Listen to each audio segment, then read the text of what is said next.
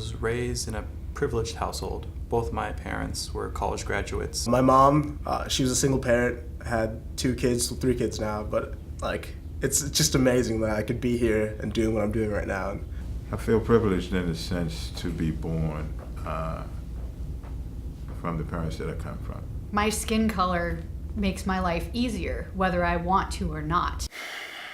Well, I'm lucky that I'm a veteran, that I can go to the VA for health care.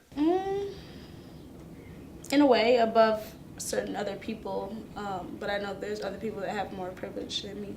I feel privileged in the sense just because I'm a white person in society, but at other times I feel like I'm at a disadvantage with being a female. No, I don't feel privileged. I feel privileged for being in this country, for being able to go to school, for being able to speak my mind, for not being disappeared like in Central and South America. I pass as white. The actual reality of my ancestry is a bit more complicated, but I certainly get the benefit of being read that way in social interactions. I am definitely privileged in some aspects of my identity. I feel privileged to be able to have freedom of speech, to do certain things that are afforded me because I am an American. In that case, if we're looking at it from that light, whether having food, clothes, make you feel privileged, if that's the case, then nobody in America is underprivileged. A lot of people are also very colored by their negative experiences in life. I come from a society where we lack basic amenities such as road, transportation, even the education system is bad. One group has always been oppressing another group. That's really the nature of it. My parents have always made me socially aware of who I am and what opportunities could possibly be available to me. They were both products of the civil rights movement. I came from eras of the 60s,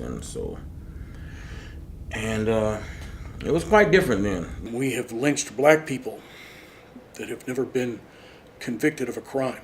Like, my skin isn't completely dark, or I'm not completely white, and just like the way how I look, if I were to say something to somebody else, they would get offended.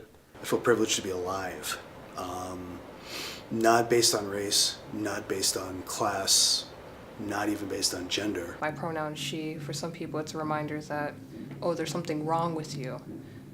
But for me, I definitely benefit from that because I have no issue with what I was assigned at birth. I'm transgendered, I'm autistic, I'm physically disabled, and I am not really very close to the standard model. I don't have like lesbian written on my face, but some people know, some people might know I have a girlfriend, etc., whatever. So people will completely judge me on that. Now we have issues of being a man or a father on the chopping block. I feel guilty about that kind of stuff. I feel guilty about, where I am rated in our society because I'm a white male. My family didn't own slaves. I wasn't here, so I'm not going to feel guilty. You can be poor and still feel like you're privileged, or you can be poor and still think you are unprivileged because you don't have what you desire. So I think it's just a state of mind. All the amenities provided to citizens in this country are also provided to non-citizens as immigrants. To be honest, the minority in the world is the majority. You are what you are because of your past, and what you do now will become your future. It's like the politicians are more to grab a hold of it and say you're a man and you're going to be held accountable. I do know that when anybody from either side promotes racism as a means to win, then essentially they're as guilty as anyone else who's racist. If you accept the term minority, then you are one. It's not that other people won't treat you differently because of your gender, because of your orientation, because of the tone of your skin. That I understand, but you define who you are.